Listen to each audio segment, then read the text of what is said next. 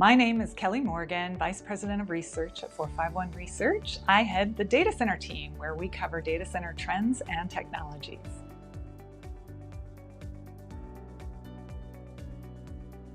Most data center space continues to be owned by enterprises.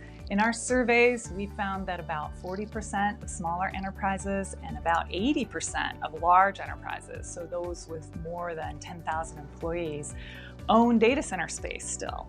And in our calculations, most equipment is actually still kept. We believe 60 to 70% of equipment is still kept in enterprise-owned data centers. However, that has been changing over the past few years. Many enterprises find they're able to free up capital by leasing, say selling then leasing back data centers or leasing data centers altogether.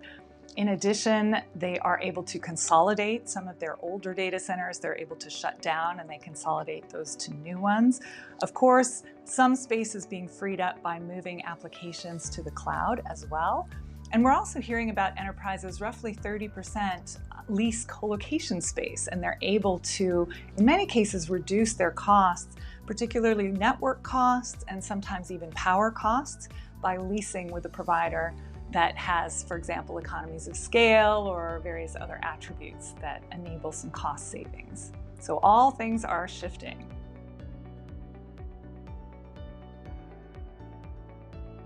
Hyperscale data center owners have been able to benefit from tax and cost advantages by placing their data centers in sometimes faraway locations, such as Central Washington or Quebec. But increasingly, there are data centers being developed closer to population centers that enterprises can benefit from. These data centers are often developed in areas where they're able to get lower cost power, they're able to access opportunity zones that provide lower taxes, and so they're able to save costs for all of their tenants, actually. We're seeing these in places like Reno, in Sacramento, in Hillsborough, near Portland, Northern Virginia, and North Carolina sometimes as well.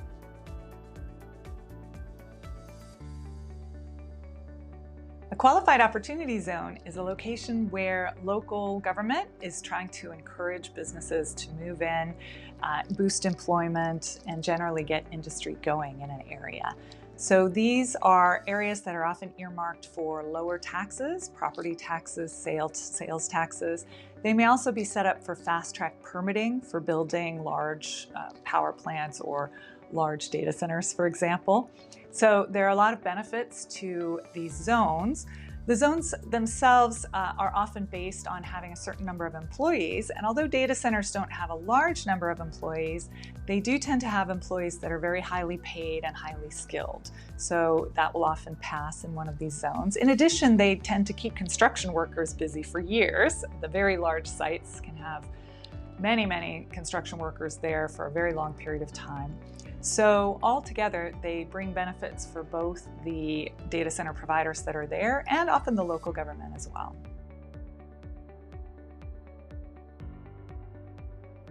Data center tenants, especially smaller ones who only take a few racks, have not had to think too much about where their power is coming from for their data center. And often, to a certain degree, they haven't had much choice in the matter.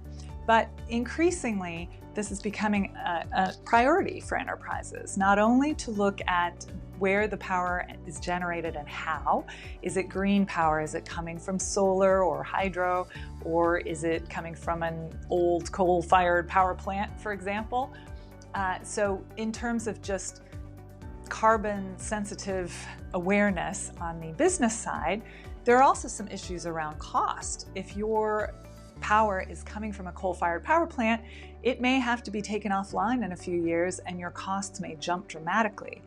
So there are several reasons to look at where power is coming from. In addition, it's becoming important to look at potential redundancy of that power. I think now, particularly in places like California, you have a lot of rolling brownout, blackout potential or other crises in the power system. And in those kind of situations, it makes a lot of sense to have a data center provider with redundancy and also to discuss with your provider where the power is coming from, how redundant their utility feeds are, and whether you have disaster recovery plans that perhaps can include power coming from an alternate location or an alternate source, just to increase that level of resiliency. So these are some of the issues that people now have to think about when deciding on data center space. I think energy is going to become increasingly important to look at going forward.